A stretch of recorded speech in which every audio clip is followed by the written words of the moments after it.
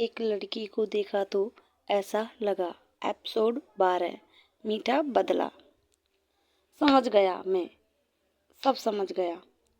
सनी की आवाज़ कानों पर पड़ते ही रिया ने आर्यन को दरवाजे के पीछे धकेल दिया और अपने रूम की कार्ड की उसे दे दी। फिर रिया ने सनी से पूछा, क्या समझ गए? सनी ने रिया को सैल्यूट करते हुए कहा, मैं अब समझ गया कि तुम कब गेम खेलते हो। चोरी छुपे घर से बाहर जाते हो और फिर टेरेस पर जाकर गेम खेलते हो। मतलब इतने टाइम से यह सब कुछ तुम मेरी आंखों के सामने ही कर रहे थे, लेकिन मुझे पता भी नहीं चला। आज मुझे समझ नहीं आ रहा कि मैं ज़्यादा बेवकूफ़ हूँ या फिर तुम अल्ट्रा जीनियस।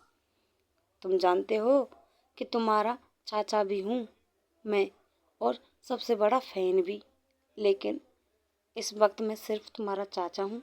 तुम अभी अंदर चलो, वो खड़ूस मिस मैरी आ चुकी है तुम्हें पढ़ाने। बहुत गुस्से में है, कब से तुम्हारा वेट कर रही है। सनी ने रिया का हाथ पकड़ लिया और उसे प्रेसिडेंशियल स्वीट 2401 में ले गया। अंदर जाते ही रिया ने देखा, भले ही उसके प्रेसिडेंशियल स्वीट की बनावट एक जैसी ही थी, मगर सजावट में बहुत फर्क था। हर चीज़ एक तरीके से रखी हुई थी। ऐसा लग रहा था जैसे रूम के फर्नीचर को भी डिसिप्लिन में रहने की वार्निंग दी गई थी। रिया को डाइनिंग टेबल पर सर पर हाथ रखी एक औरत दिखी। रिया को देखते ही वो गुस्से से चेयर पर से उठी और बेडरूम में चली गई। रिया ने सनी की ओर देखा। सनी खुद बहुत डरा हुआ था। उसने धीरे से रिया के कानों के पास आकर कहा, तुम सिर्फ यह कह देना कि तुम्हें भैया ने नीचे बुलाया था, बाकी मैं संभाल लूंगा। यह कहते हुए सनी ने रिया को बेडरूम में छोड़ दिया और दरवाजा बंद कर दिया। मिस मैरी ने राइटिंग टेबल पर रखी रूलर उठा ली, फिर अपने गुस्से को काबू में कर लिया और अपने शांत अंदाज में रिया से कहा, बेवकूफ़ तो तुम हो ही, लेकिन अब बदतमीज भी हो गए। पिछले आधे घंटे से मैं तुम्हारा इंतजार कर रही हूँ और तुम आने के बाद भी सॉरी नहीं कहते। रोज रोज तुम्हें इस रूलर से पीटती हूँ ताकि तुम गलतियाँ ना करो, मगर तुम हो कि सुधरने का नाम ही नहीं लेते। कहते हैं बच्चे में या तो अपने पापा की क्वालिटी होती है या अपनी माँ की, तो तुम्हारे अंदर किसकी क्वालिटीज आ गई होंगी। अब यह तो सबको पता है कि तुम अपने पापा की तरह स्मार्ट और इंटेलिजेंट तो नहीं, तब तो जरूर तुम्हारी माँ बेवकूफ़ बदतमीज रही होंगी, तभी तुम इतने बेवकूफ़ हो और अब बदतमीज भी हो गए हो। तुम्हारी वजह से तुम्हारे दादा दादी ने तुम्हारे बाप को घर से निकाल दिया, बेशरम। चलो ठीक है, फिर आज मैं तुम्हें ऐसा सबक सिखा दूंगी कि तुम्हें हमेशा याद रहेगा। यह बात सुनकर रिया को बहुत गुस्सा आया। एक तो रिया को पता चला कि यह टीचर बिना वजह रोज आर्यन को मारती थी, और दूसरा कि वो आर्यन की माँ को बिना वजह गाली दे रही थी। रिया मिस मैरी को एक करारा जवाब देने वाली थी, तब बेडरूम का दरवाज़ा खुलने की आवाज़ आई। रिया ने पीछे मुड़कर देखा तो उसके सामने रोहित मारवा खड़ा हुआ था। रोहित मारवा को देखकर रिया का सारा गुस्सा गायब हो गया। उसके चेहरे पर बिना उसे पता चले स्माइल आ गई। रोहित को देखते ही मानो रिया की आंखों में पंख उग गए थे। वह किसी परी की तरह उड़ने लगी थी। बहुत जल्दी रिया को इस बात का एहसास हुआ कि यह कोई सपना नहीं बल्कि हकीकत है। जैसे ही रोहित रिया के पास आने लगा, रिया ने एक प्यारी सी मुस्कान देकर रोहित से कहा, हाय डैड। रिया की यह मुस्कान देखकर रोहित सरप्राइज हो गया, क्योंकि आर्यन कभी इस तरह रोहित को ग्रीट नहीं करता था। रोहित ने मिस मैरी के हाथ में रूलर देखी। रोहित ने मिस मैरी से पूछा, टीचर मैरी सब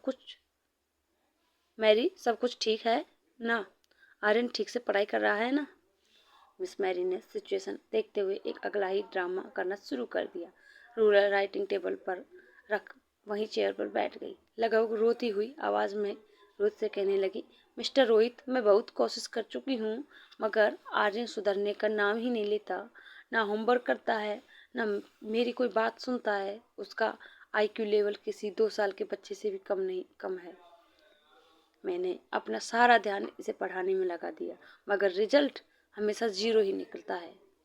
मैं आपसे कितनी बार कह चुकी हूँ कि आपका बेटा स्पेशल केस है, इसे स्पेशल स्कूल में डाल दीजिए। आर्यन जैसे बच्चों को पढ़ाना हम जैसे साधारण टीचरों के बस की बात नहीं है। मैरी की आवाज़ सुनकर रोहित काफ़ी निराश हो गया, मगर उसने अपने चेहरे पर अपनी उदासी आने नहीं दी। रोहित रिया के पास घुटनों पर बैठा उसकी आंखों में आंखें डालकर देखने लगा। रोहित को इतना पास देखकर रिया की मुस्कान और बड़ी हो गई। इतने पास से रोहित और भी ज़्यादा हैंडसम लग रहा था। उसकी स्टेबल दाढ़ी, पतले होठ और होठों के नीचे एक तिल रिया की इमेजिनेशन में उसके डैड जैसे थे। उस डिफेंसन में उस डेफिनेशन में रोहित बिल्कुल परफेक्ट उतरता था। रिया का मन अभी रोहित को देखते हुए भरा नहीं था।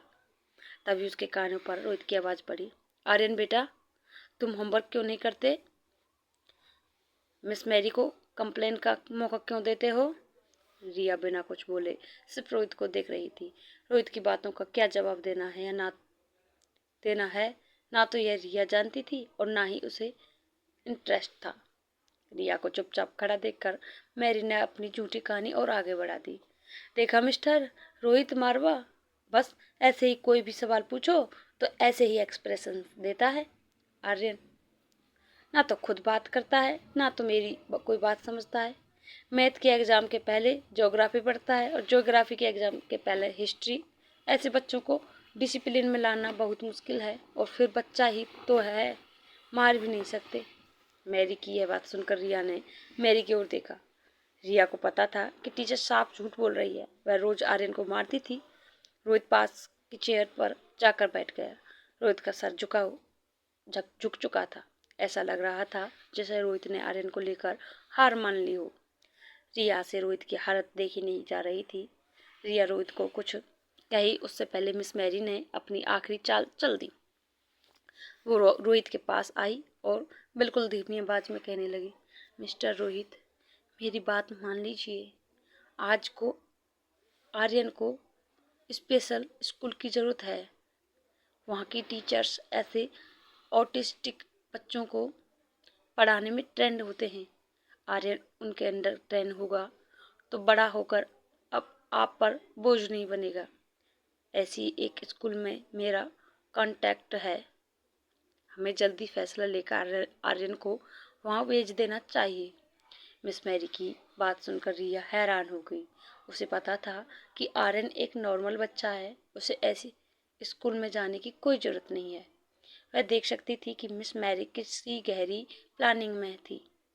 रिया ने सोच लिया कि अगर रोहित के ने आर्यन का साथ नहीं दिया और मिस मैरी की बात मान ली तो वह अपनी मम्मा को सब कुछ बता देगी, आर्यन को यहाँ से छुड़ा लेगी और फिर कभी रोहित से नहीं मिलेगी।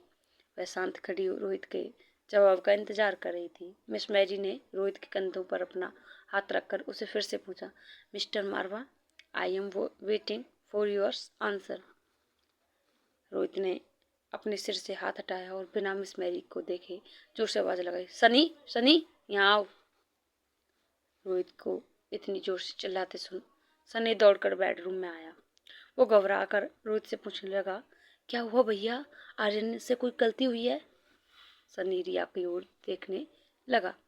वो इशारे से रिया को पूछने लगा कि क्या हुआ। उसे डर था कहीं रोहित के सामने आर्यन का गेमिंग वाला राज न खुल गया हो। तभी रोहित ने सनी से कहा, सनी, एक काम करो, मिस मैरी को पूरे साल की फीस दे दो और उनसे कह दो ना, अगर वह आर्यन को नहीं पढ़ा सकती तो हम किसी और को ढूंढ लेंगे। कल से यहाँ आने की कोई जरूरत नहीं है। रोहित की यह बात सुनकर मिस मैरी शॉक हो गई। उसने सोचा था कि रोहित उससे इस तरह बात करेगा। बात को बिगड़ते देख मैरी ने सिचुएशन संभालने की कोशिश की और कहने लगी, मैं मनाली की बेस्ट टीचर हूँ। जो मैं नहीं कर सकती वह मनाली की कोई टीचर नहीं कर सकती। बाकी आपको जो ठीक है लगता है वह कीजिए। आर्यन आपका बेटा है, लेकिन एज ए टीचर मेरा फर्ज बनता है कि मैं अपने स्टूडेंट के भविष्य के लिए आपको सही सजेशन दूँ। मेरे सजेशन को मानना या ना मानना आपके हाथ में है। यह कहकर मिस मैरी कमरे से बाहर जाने लगी। तभी रिया को लगा कि मिस मैरी को इस तरह बिना किसी सजा के जाने दिया तो वह आर्यन जैसा बर्ताव किसी और बच्चे के साथ भी कर सकती है। तो अब एक ड्रामा रिया ने शुरू किया। वह रोहित के पैरों से लिपट कर बोली, आई एम सॉरी डैड, मेरी वजह से आपकी बहुत बदनामी हुई है। I am really sorry dad, मैं आप जितना स्मार्ट और इंटेलिजेंट नहीं हूँ और मेरी माँ की तरह बेवकूफ़ और बदतमीज हूँ, तभी तो आपको दादा दादी ने घर से निकाल दिया। आर्यन की बात सुनकर रोहित को बहुत बड़ा शौक लगा। उसने आर्यन को इस तरह बिहेव करते कभी नहीं देखा था और आर्यन के मुंह से यह सारी बात सुनकर रोहित रिया के बिल्कुल सामने जमीन पर बैठ गया। उसे दोनों हाथों से पकड़कर पूछा, नो आर्यन, ऐसी कोई बात नहीं, लेकिन तुम्हें सब किसने कहा? रिया ने अपना हाथ ऊपर करके दरवाजे पर खड़ी मिस मैरी की ओर इशारा कर दिया। रिया रोहित के पीठ के पीछे उसके कंधे पर छुप गई।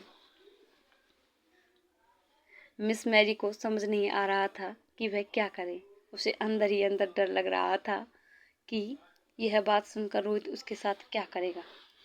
वह अटक अटक कर अपने डिफेंस में बोलने लगी, मिस्टर मारवा, आर्यन झूठ बोल रहा है। एक्चुअली यह ऐसे लड़के अक्सर झूठ बोला करते हैं। मैंने आपसे कहा था ना, it is dangerous to keep him here. तभी रोहित के पीछे छुपी रिया ने अपना मुंह बाहर निकाला। फिर मिस मैरी को देखकर अपनी जीभ बाहर निकाली और कहा, sorry teacher, please don't start hitting me again. यह सुनकर रोहित और सनी दोनों को लगा कि अगर मिस मैरी लड़का होती तो उसके लिए की सजा उसे यह देते। रोहित की आंखों में गुस्सा देखकर मिस मैरी घबराकर मेन डोर की ओर भागने लगी। मेन डोर के बाहर रोहित के गार्ड्स ने मिस मैरी को रोक लिया। रोहित ने रिया के माथे पर हाथ घुमाते हुए कहा, आर्यन बेटा, तुम थोड़ी देर खेलो, डैड अभी आते हैं। रोहित ने रिया के माथे पर हाथ घुमाया और वहां से निकल गया। इतना कहकर आर्यन खड़ा हुआ और सनी के साथ बेडरूम का दरवाजा बंद करते हुए बाहर चला गया।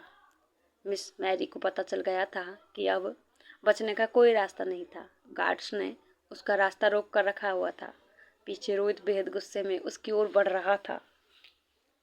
रोहित मिस मैरी के पास आकर रुक गया और अपनी जेब से फोन निकालकर डायल करते हुए बोला, अभी आगे की पूछताछ आपसे पुलिस ही करेगी। आई विल मेक श्योर कि आप पर चाइल्ड हैरेसमेंट का ऐसा केस हो जिसमें आपको बिल तक ना मिले। And I will hire the best lawyer of Manali. यह सुनते ही मिस मैरी ने रोहित के पांव पकड़ लिए। रोते हुए सब कुछ कन्फेस करने लगी। I am sorry mister Rohit, मुझे माफ़ कर दीजिए।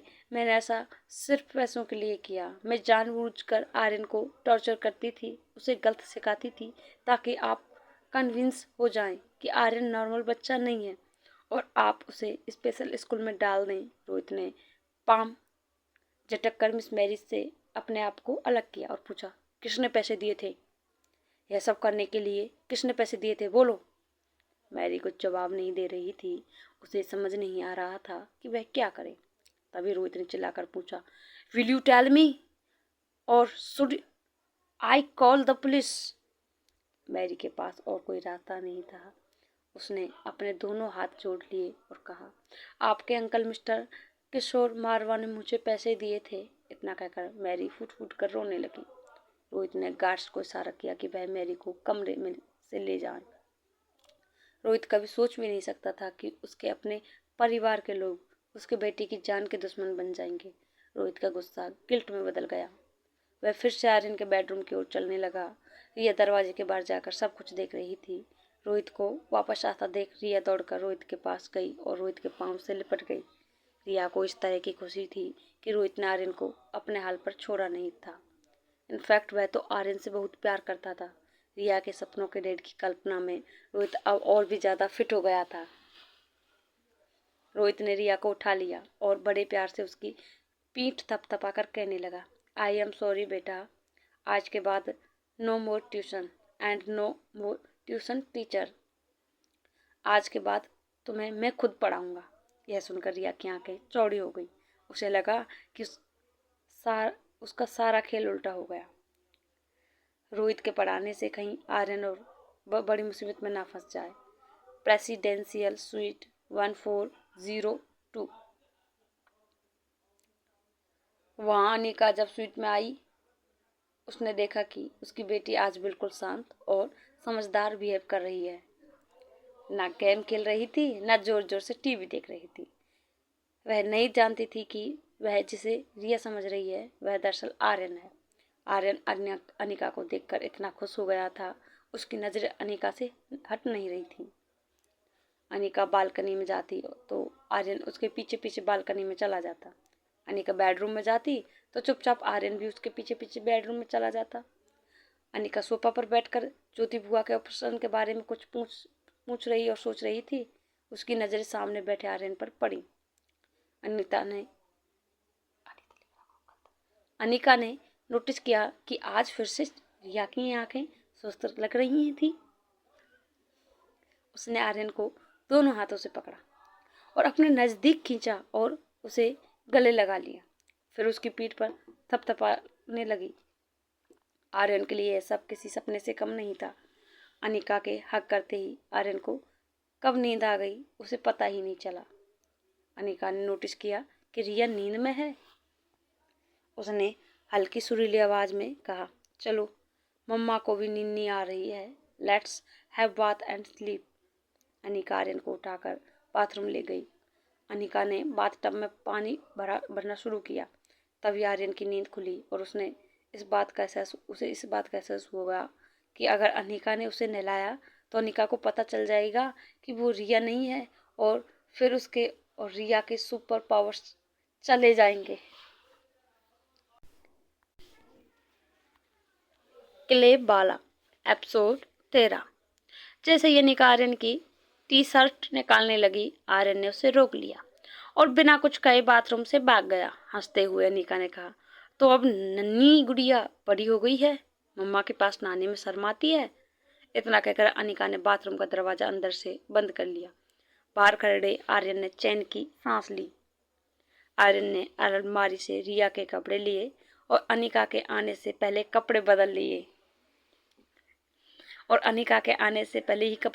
जैसे ही बाथरूम में से पानी की आवाज बंद हुई, आर्यन बेड पर जाकर लेट गया। उसने अपनी आंखें बंद कर ली। अनिका जैसे ही बाहर आई, उसने देखा कि रिया ऑलरेडी सो चुकी थी।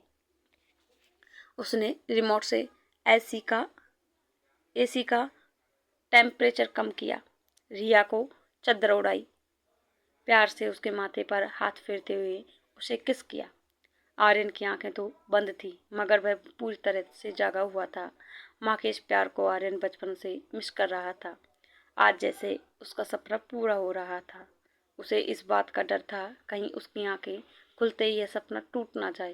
रिया का फोन, जो आर्यन ने अपने पीलो के नीचे रखा हुआ था, वह वाइब्रेट होने लगा। आर्यन ने एक आंख खोलकर देखा। मोबाइल स्क्रीन पर आर्यन के रूम का लैंडलाइन नंबर फ्लैश हो रहा था। आर्यन बहुत डरा हुआ था, कहीं अनिका ने फोन उठा लिया और अनिका ने रिया की आवाज़ सुन ली तो आर्यन और रिया की पोल खुल जाएगी। जैसे ही अनिका ने फ़ोन लेने की कोशिश की, आर्यन करवट बदलते हुए फ़ोन के बिल्कुल ऊपर सो गया। तभी फ़ोन का वाइब्रेट होना भी बंद हो गया। अनिका रिया की नींद तोड़ना नहीं चाहती थी, इसीलिए उसने भी सोचा कि जो कोई भी होगा वह सुबह दोबारा फ़ोन कर लेगा। अनिका को ज्योति बुआ का ऑपरेशन करना था। वह जानती थी इतने मुश्किल ऑपरेशन के लिए उसकी नींद का पूरा होना बहुत ज़रूरी था। अनिका रिया की छाती पर हाथ फेरते हुए ठीक उसे बगल में सो गई। थोड़ी देर बाद जब आर्यन को महसूस हुआ कि अनिका सो चुकी थी, आर्यन ने धीरे से अनिका को हग कर लिया। आर्यन को पता भी नहीं चला कि कब वो खुद गहरी नींद में सो गया। Presidential suite 2401। रिया आर्यन को फोन लगाने की कोशिश कर रही थी, मगर आर्यन जवाब नहीं दे रहा था। रिया इस बात से घबराई हुई थी कि रोहित ने कहा था कि अब रोहित उसे पढ़ाएगा। यूँ तो रिया पढ़ाई में बहुत अच्छी थी, खुद 6 साल की थी, मगर अपनी उम्र से 2 साल बड़े बच्चों की मैथ्स प्रॉब्लम्स आसानी से सॉल्व कर लेती थी। मगर यहाँ उसे आर्यन जैसा लगना था। उसे जानबूझकर दिखाना होगा कि उसे पूछे गए प्रश्न का आंसर नहीं आता। ऐसा करना रिया के लिए बहुत मुश्किल हो गया था। रिया किसी तरकीब के बारे में सोच ही रही थी कि तभी रोहित फ़ोन पर बातें करते हुए बेडरूम में आया। रोहित फ़ोन पर किसी को इंस्ट्रक्शन दे रहा था। प्रॉफिट कम होने का यह मतलब नहीं कि मार्केट में हमारी क्रेडिट कम हो गई है। मारवा ग्रुप ऑफ कंपनीज अपनी गुडविल पर चलती है, ना कि शेयर मार्केट के उतार चढ़ाव पर। आप क्वालिटी पर ध्यान दीजिए, प्रॉफिट अपने आप होगा। रोहित की भारी आवाज़ सुनकर रिया का टेंशन एकदम से गायब हो गया। रिया को इस बात का यकीन हो चुका था कि अगर इस दुनिया में उसका कोई डैड था तो वह बस रोहित ही था। रोहित ने फ़ोन काट कर राइटिंग डेस्क के ड्राइव से जनरल नॉलेज की किताब निकाली। रोहित पन्ने पलटते हुए बेड पर बैठ गया। रिया का ध्यान रोहित पर था। वो रोहित के सामने बिन बैग पर बैठ गई। रोहित ने किताब के पन्ने पलटना रोक दिया। एक हाथ में किताब पकड़कर रोहित ने रिया की ओर देखकर सवाल पूछा, who was the first president of India? Riya ने बिना सोचे जवाब दे दिया, डॉक्टर राजेंद्र प्रसाद। यह जवाब सुनकर रोहित के चेहरे पर एक बड़ी मुस्कान आ गई। रोहित ने कभी यह एक्सेप्ट नहीं किया था कि इस प्रश्न का जवाब आर्यन सही देगा, और वह भी बिना सोचे। रोहित ने आर्यन की तारीफ करते हुए कहा, excellent, that's a right answer, well done Aryan. Aryan का नाम सुनते ही रिया को अचानक रियलाइज हुआ कि उसे आर्यन की तरह जवाब देना था। वह हर क्वेश्चन का राइट आंसर नहीं दे सकती, मगर उसे गलत आंसर देने की प्रैक्टिस भी नहीं थी। तभी रोहित ने पन्ना उलटकर एक सवाल पूछ लिया, is the father of our nation? जवाब मुंह पर होते हुए भी रिया सोचने लगी थी। दरअसल वह यह सोच रही थी कि वह गलत आंसर क्या दे। थोड़ी देर सोचने पर भी रिया को कुछ नहीं सूझा। तभी उसने राइटिंग डेस्क के पास एक बैट देखा। उसने तुरंत रोहित की ओर देखकर के जवाब दिया, सचिन तेंदुलकर। जवाब सुनते ही रोहित के चेहरे की मुस्कान गायब हो गई। रोहित ने किताब में छपा महात्मा गांधी का फोटो दिखाते हुए कहा, आर्यन, यह है हमारे father of the nation, Mohandas Karamchand Gandhi. तुम भूल कैसे सकते हो? अब रिया बहुत कॉन्फ्यूज हो गई। उसे समझ नहीं आ रहा था कि वह क्या करे। उसने अपनी उंगली दांतों में दबाई और फिर कान पकड़कर रोहित से कहने लगी, हाँ हाँ, याद था मुझे, आई एम सॉरी, वह मैं दरअसल भूल गई थी। जैसे रोहित ने रिया के मुंह से यह सुना, वह बेड से खड़ा हो गया। आर्यन अपने आप को एक लड़की की तरह ड्रेस कर रहा था। उसे वह दिन फिर से याद आ गया जब आर्यन लेडीज वॉशरूम में गया था। अचानक रिया को अपनी गलती का एहसास हुआ। उसने अपने आप को करेक्ट करते हुए फिर से कहा, सॉरी सॉरी, वह मैं भूल गया था। रोहित ने किताब बंद कर दी। उसे डॉक्टर अग्रवाल की वह बात याद आई, बिन माँ के बच्चे कभी कभी मानसिक परिस्थितियों का शिकार हो जाते हैं। रोहित को लगा कि मिस मैरी के टॉर्चर की वजह से शायद आर्यन की मानसिक तकलीफ बढ़ गई है। वो रिया के पास गया और बिन बाग के बिल्कुल बगल में बैठ गया। रोहित रिया को समझाने लगा, देखो Aryan, I promise you, Miss Mary अब वापस कभी नहीं आएगी। मैं जल्दी तुम्हें किसी अच्छी सी स्कूल में एडमिट करवा दूंगा। वहाँ तुम अपने जैसे ही प्यारे दोस्त बनाना। यह सुनते ही रिया बड़े प्यार से बोली, डैड, अगर आप मेरे साथ हो तो मुझे किसी दोस्त की ज़रूरत नहीं। Love you dad. यह कहकर रिया ने रोहित को हग कर लिया। रिया आंखें बंद करके बोली, क्या आप कभी मॉम को मिस नहीं करते? और आप और मम्मा एक साथ क्यों नहीं रहते? रोहित ये सुनकर बहुत डिस्टर्ब हो गया। आर्यन ने इससे पहले कभी ऐसा कुछ नहीं किया था। रोहित ने रिया को अपनी बाहों में उठाया और बेड पर लेटा दिया। रोहित ने रिया का हाथ पकड़कर उसे कहा, I think you need some rest. अभी सो जाओ, हम सुबह बात करेंगे। इतना कहकर रोहित ने कमरे की लाइट ऑफ की और बेडरूम से बाहर चला गया। बेडरूम के बाहर आते ही रोहित बालकनी में चला गया। रोहित की चिंता आर्यन के लिए दिन ब दिन बढ़ रही थी। उसे आर्यन की मानसिक हालत को लेकर बहुत फिक्र थी। तभी अचानक रोहित को एक बात याद आई। अनिका ने नीचे लॉबी में रोहित को फोन किया था कि आर्यन की टीचर उसे टॉर्चर कर रही थी। रोहित शॉक हो गया। वह सोचने लगा, आखिर यह सारी बात अनिका को कैसे पता चली? क्या आर्यन किसी तरह अनिका के कांटेक्ट में था, और अगर था तो कैसे? रोहित लिविंग रूम में आया और सनी को आवाज लगाई, सनी सनी यहाँ इसी वक्त आओ। सनी अपने बेडरूम से दौड़ता हुआ बाहर आया। उसके एक हाथ में पॉपकॉर्न और एक हाथ में फोन था जिस पर वो गेम खेल रहा था। सनी ने रोहित से पूछा, यस भैया क्या हुआ? रोहित ने सनी के हाथ से मोबाइल छीन लिया, पॉपकॉर्न का टब भी लेकर डाइनिंग टेबल पर रख दिया। रोहित ने सनी से बहुत कड़क आवाज में पूछा, तुम्हारा ध्यान कहाँ रहता है? दिन भर कान में हेडफोन लगाए फोन में घुसे रहते हो। तुम्हें पता है कि आर्यन दिन भर क्या करता है, किससे मिलता है, किससे बातें करता है? रोहित की बात सुनकर आर्यन का चेहरा बिल्कुल सूख गया। सनी को लगा आर्यन की गेमिंग हैबिट के बारे में रोहित को शायद सब कुछ पता लग गया है। सनी सब कुछ कन्फेस करने ही वाला था कि रोहित ने अपना मुंह घुमा लिया और सनी को कहा, सच बताओ सनी, क्या आर्यन सामने वाली गेस्ट को मिलता है, उससे बातें करता है? सवाल सुनकर सनी ने थोड़ी राहत महसूस की। उसने डाइनिंग टेबल से पॉपकॉर्न का टब उठाया और एक दो पॉपकॉर्न मुंह में डालकर कहने लगा, भैया कैसी बातें करते हो आप? आर्यन तो सारा दिन घर में ही रहता है।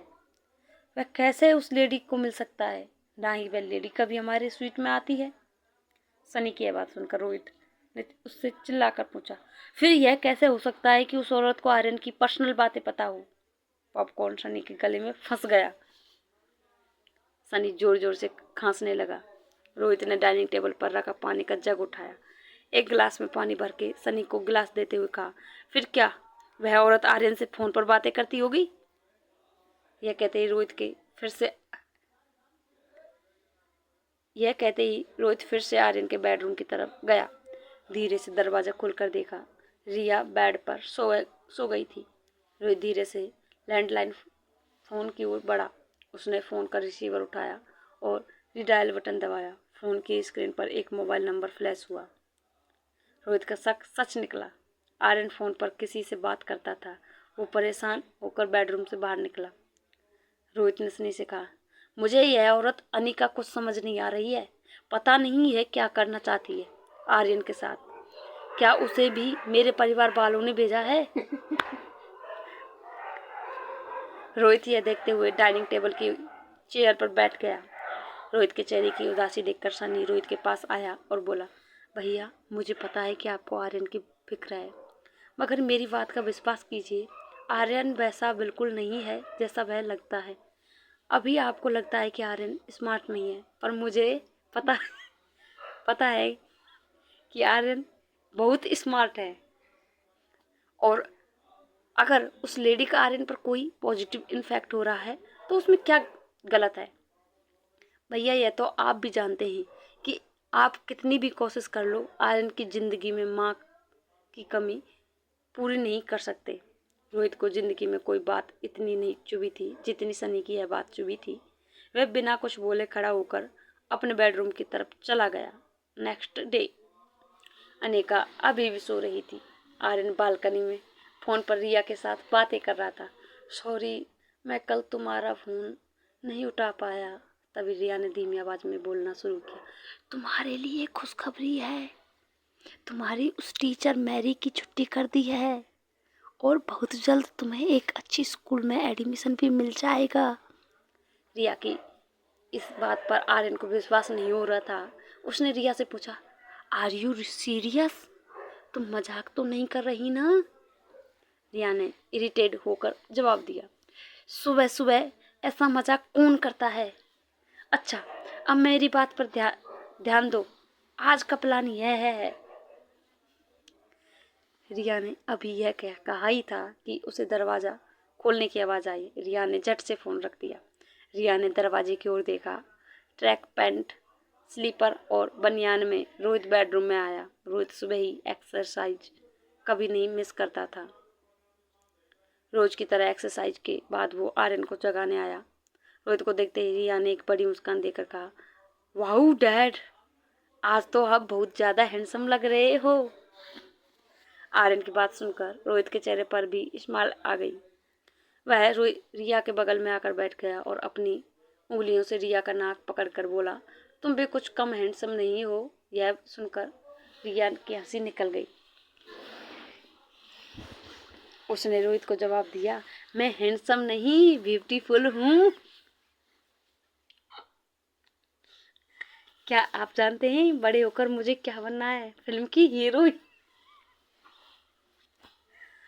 रिया की बात सुनकर रोहित बेहद परेशान हो गया। उसे लगा दर्शकों को बहुत इंटरेस्ट आएगा। रिया की बात सुनकर रोहित बेहद परेशान हो गया। उसे लगा पिछली बार जब आर्यन ने ऐसा बिहेव किया था तो सुबह उठकर वह फिर से नॉर्मल हो गया था, मगर आज आर्यन की मानसिक हालत और बिगड़ गई थी। रोहित ने रिया के माथे को हाथ लगाकर उसका टेम्परेचर चेक किया, फिर पूछा, आर्यन बेटा, आर यू ऑल राइट? तुम ठीक तो हो ना? रिया बेड पर खड़ी होकर बोली, आई एम एब्सोल्युटली फाइन। मुझे क्या हुआ है? मुझे भूख लगी है। यह कहकर रिया ने रोहित को घूमने का इशारा किया। जैसे ही रोहित घूमा, रिया ने रोहित के पीठ पर छलांग लगाई और कहा, क्या आप मुझे ब्रेकफास्ट टेबल तक ले जाएंगे प्लीज? रोहित को समझ नहीं आ रहा था कि हमेशा डिसिप्लिन में रहने वाले आर्यन को आज अचानक क्या हो गया है। रिया को कंधे पर उठाए रोहित ड्राइंग रूम में आया। रोज की तरह रोहित के नौकर ने डाइनिंग टेबल नाश्ते की प्लेट से सजा दिया था। फ्रूट्स, ऑरेंज जूस, सलाद और boiled eggs. Sunny already dining table पर बैठा था। रिया ने रोहित के कंधे से सनी को विश किया, गुड मॉर्निंग चाचू। यह नज़ारा देखकर सनी नाश्ता चबाना भूल गया। वो मुंह खुला रखकर रोहित और रिया को देखने लगा। टेबल के पास आते ही रिया अचानक रोहित के कंधे से नीचे उतर गई। वो डाइनिंग टेबल की ओर पास रखी चेयर पर खड़ी हो गई और नाश्ता चेक करने लगी। फिर होटल के स्टाफ की ओर देखा और कहा, सीड, यह कैसा नाश्ता है? मुझे यह नहीं खाना। एक काम करो, मेरे लिए chocolate milk shake, cheese sandwich और डोनट्स लेकर आओ। और हाँ, डोनट्स के ऊपर बहुत सारा चॉकलेट सॉस डालना मत भूलना। सनी रोहित का नौकर समझ नहीं पा रहे थे कि आज आर्यन को आखिर हो क्या गया है। आर्यन को इतना एनर्जेटिक पहले कभी किसी ने नहीं देखा था। रोहित ने नौकरों को इशारा किया, आर्यन जो मांग रहा है उसे ला कर दे दो। उसने अपनी जेब से फोन निकाला और डॉक्टर अग्रवाल को फोन लगाकर कहा, doctor Agarwal, I think the time is come. I need your best child psychologist right now.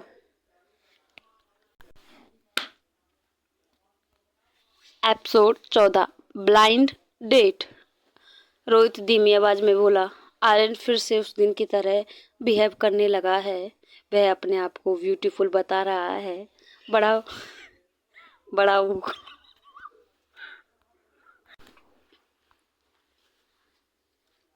अपने आप को ब्यूटीफुल बता रहा है। बड़ा होकर फिल्म की हीरोइन बनना चाहता है। Doctor Agarwal, this is serious. You have to do something for my sun.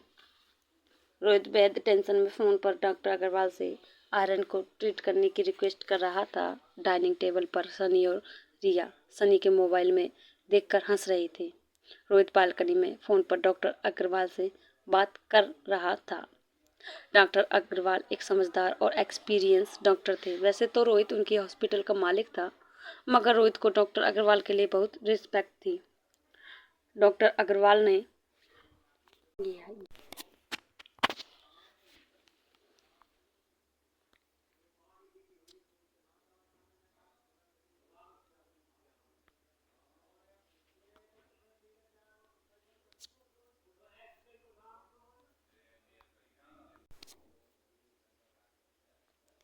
Doctor Agarwal ने रोहित को समझाते हुए कहा, देखो रोहित, हर इंसान की अपनी प्रेफरेंस होती है। उसे कोई चीज़ अच्छी लगती है और कोई चीज़ बुरी लगती है। हम कितनी भी बार कोशिश करें, हम किसी बच्चे के अंदर ज़बरदस्ती किसी भी चीज़ के लिए प्यार या नफरत पैदा नहीं कर सकते। यह सब कुदरती होता है, बाय बर्थ। जैसे मुझे कॉफ़ी पसंद है, तुम्हें चाय पसंद है, आर्यन को शायद सारी चीज़ अच्छी लगती हूँ जो आमतौर पर लड़कियों को पसंद हो। यह कोई बीमारी नहीं है। इससे ना तो उसकी हेल्थ का कोई लेना देना है और ना ही उसकी मानसिकता का। He is as normal as you and मी।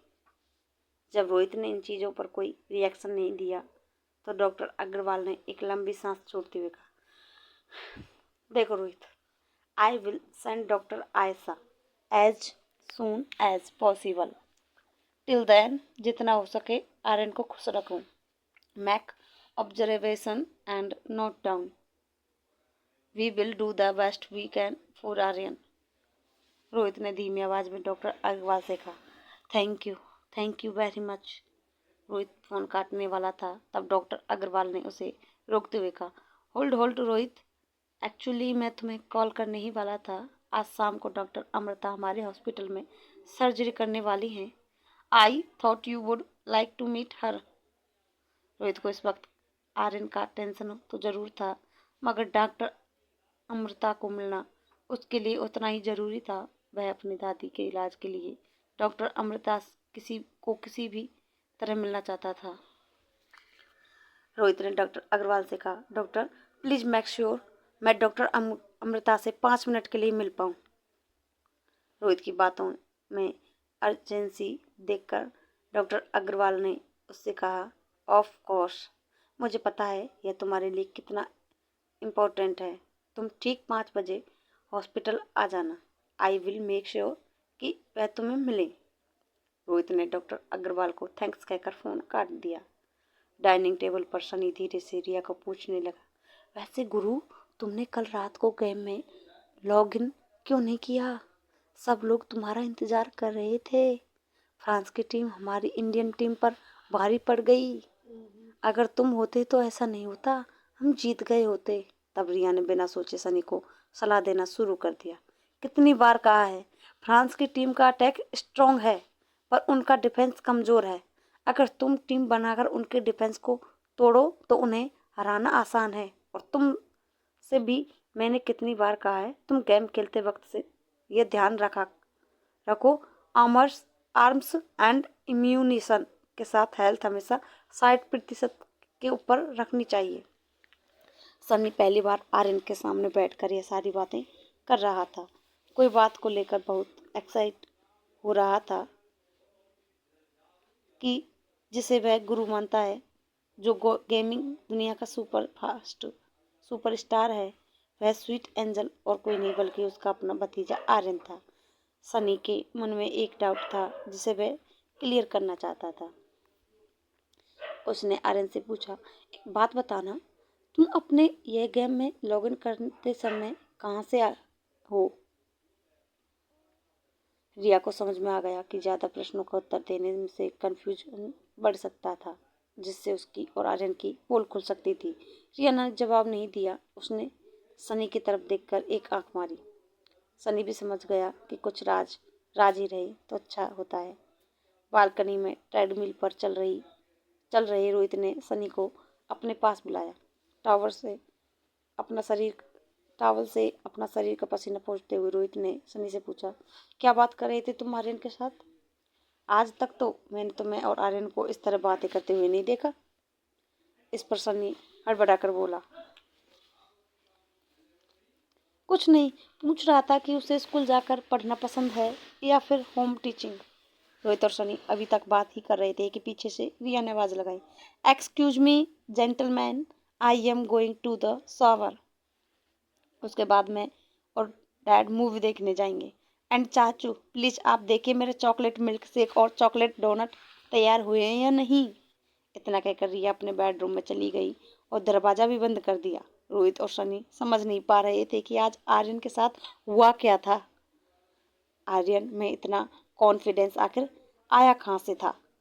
जो आर्यन अपना नाम बोलने से भी डरता था, वह आज सुबह से किसी भी कमांडर की तरह ऑर्डर दिए जा रहा था। बेडरूम में शावर में जाने से पहले रिया ने आर्यन का वार्डरोब खोला और उसकी पसंद के कपड़े निकाल लिए।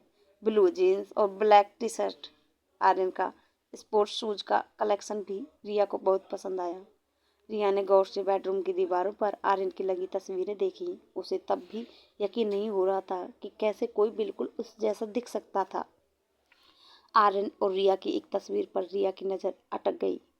तभी रिया को एहसास हुआ कि अगर आर्यन उसका क्लोन नहीं है तो हो सकता है वह उसका खोया हुआ जुड़वा भाई हो और रिया और रोहित मारवा उसके डैड।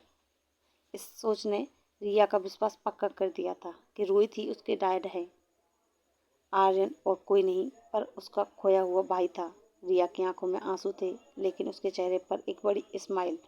उसने जल्दी से लैंडलाइन से आर्यन को फ़ोन लगाया। जैसे ही आर्यन ने फ़ोन उठाया, रिया ने उससे कहा, तुम मेरे जुड़वा भाई हो। इसके आगे मैं तुम्हें अभी कुछ नहीं समझा पाऊंगी। अब मैं जो कहती हूँ वह ध्यान से सुनो और उसे फॉलो करो। आर्यन रिया की बात पर कुछ रिएक्ट करता या समझ पाता उससे पहले ही रिया ने अपनी अगली इंस्ट्रक्शन दे दी और कहा, देखो मैंने डैड से कहा है कि वह मुझे फिल्म देखने ले जाएं। तुम भी मम्मा के साथ पास वाले थिएटर में आ जाओ। आर्यन बालकनी में जाकर चुपके से बात कर रहा था। उसने रिया से पूछा, मगर मैं उनसे क्या कहूँ? रिया ने फिर से अपना हाथ माथे पर मारा और कहा, उफ, इतना भी नहीं समझते। मम्मा को कन्विंस करना बहुत आसान है। उनके सामने जाओ, प्यारी सी स्माइल दो और कहो, आज मुझे मूवी देखने का मूड है। बस मम्मा सारे काम छोड़कर तुम्हें मूवी दिखाने ले आएंगी। मैं चाहती हूँ कि मम्मा और डैड एक दूसरे के साथ बैठकर फिल्म देखें। मैं डैड को पहले ही थिएटर के अंदर ले जाऊंगी। तुम सिर्फ इतना ध्यान रखना कि थिएटर में अंधेरा होने के बाद तुम मम्मा को लेकर अंदर आना। फिर मेरे साथ वाली सीट पर बैठ जाना। We are taking over parents on a movie date. अब जल्दी करो, बहुत जल्द हम चारों एक साथ एक ही घर में रहने वाले हैं। इतना कहकर रिया ने फोन रख दिया और आर्यन के कपड़े लेकर बाथरूम में चली गई। Presidential sweet 2402। यह सुनकर आर्यन बहुत खुश था कि अनिका ही उसकी मॉम थी। उसने बेडरूम में जाकर अनिका को देखा तो अनिका अभी भी सो रही थी। उसे ज़्यादा से ज़्यादा नींद लेनी थी ताकि बुआ के ऑपरेशन के वक्त से उसे फिजिकल या मेंटल थकान महसूस ना हो। आर्यन को जो भी करना था बहुत ही जल्दी करना था।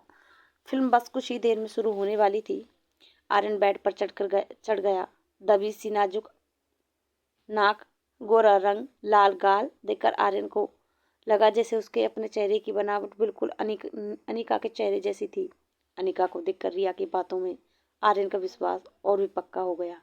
अनिका ही आर्यन की मोम थी। आर्यन अनिका को झटके से नहीं उठाना चाहता था, इसलिए धीमी और प्यारी आवाज में अनिका को बुलाने लगा, मोम, मोम, जागो मोम, इट्स मॉर्निंग। अनिका ने जब धीरे से आंखें खोली तो उसके सामने आर्यन का प्यारा चेहरा था। उसने अपने दोनों हाथों से आर्यन के चेहरे को पकड़ा और चूम लिया। फिर उसे अपनी बगल में सुलाकर हक करके बोली, गुड मॉर्निंग माई सनशाइन। Very good morning. क्या बात है, आज सुबह इतना प्यार आ रहा है मम्मा पर? कुछ चाहिए तुम्हें? आर्यन तो चाहता था कि बस सारा दिन अनिका उसे यूं ही प्यार करती रहे, मगर उसे रिया के इंस्ट्रक्शन भी फॉलो करने थे। आर्यन ने बड़े ही पोलाइटली अनिका से कहा, मोम, क्या हम फिल्म देखने जा सकते हैं प्लीज? अगर रिया ने ऐसी जिद किसी और दिन की होती तो अनिका बिल्कुल नहीं मानती, मगर आज जिस तरह से आर्यन ने रिक्वेस्ट की थी वह उसे मना नहीं कर पाई। ऑपरेशन 5 बजे का था। अनिका ने सोचा कि 3 घंटे की फिल्म पूरी करके वो हॉस्पिटल चली जाएगी। उसने आर्यन के सर पर हाथ घुमाते हुए कहा, okay darling, now come on get ready, हमें जल्दी निकलना होगा। दूसरी तरफ रिया आर्यन के कपड़े पहनकर बेडरूम से बाहर आया और रोहित फोन पर किसी से बातें कर रहा था। वह कह रहा था, मेरी आज की सारी अपॉइंटमेंट कैंसिल कर दो। पहले मैं मेरे बेटे के साथ फिल्म देखने जाऊंगा और वहाँ से सीधा लाइफ केयर हॉस्पिटल। जो कहा वह करो। आज का दिन मेरी फैमिली के लिए बहुत इम्पोर्टेंट है। यह कहते हुए रोहित ने फोन काट दिया और मुड़कर रिया की ओर देखकर कहा, आर्यन, पूरी सिनेमा हॉल बुक कर लेता हूँ। हॉल में सिर्फ हम दोनों होंगे। यह बात सुनकर रिया को अपना प्लान फेल होता हुआ नजर आ रहा था। उसने तुरंत अपनी दूसरी डिमांड रख दी, अगर हम पूरे हॉल में अकेले ही होंगे तो हम घर पर भी फिल्म देख सकते हैं।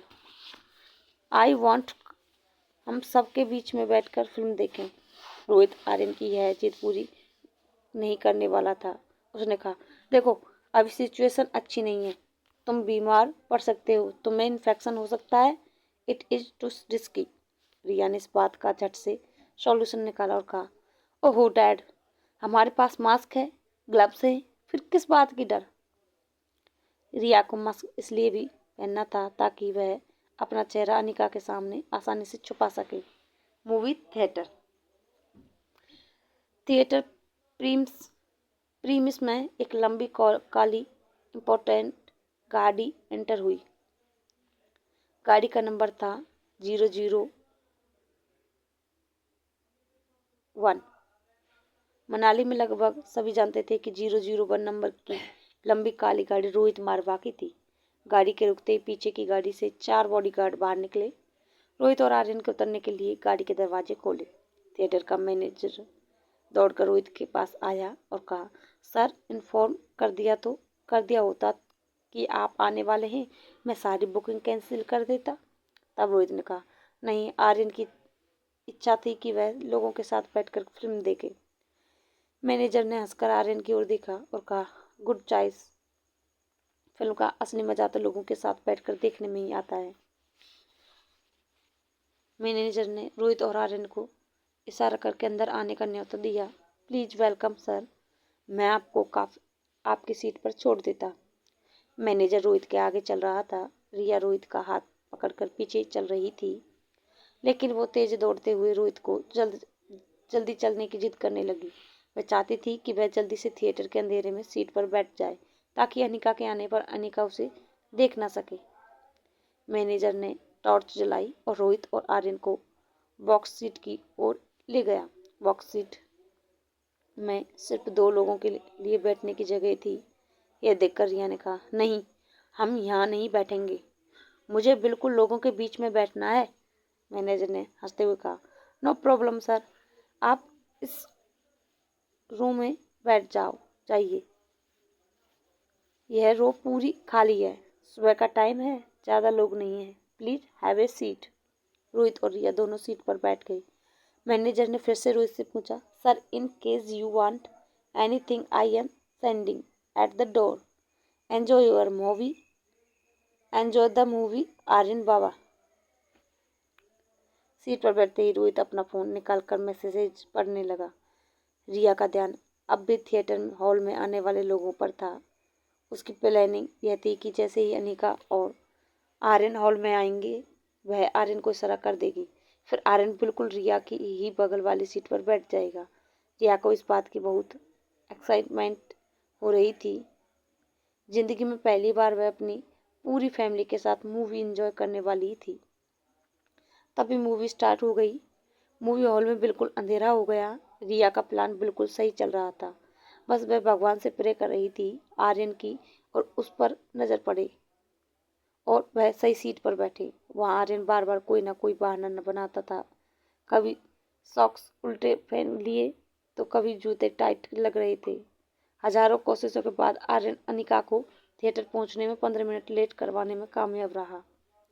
थिएटर लॉबी में पहुंचते ही अनिका ने आर्यन से कहा, तुम यहीं खड़े रहो, मैं टिकट्स लेकर आती हूँ। कोई शैतानी मत करना, कहीं जाना मत। बेचारा आर्यन ने, जिसने कभी कोई शैतानी नहीं की थी, पोलाइटली अपना सर हाँ में हिला दिया।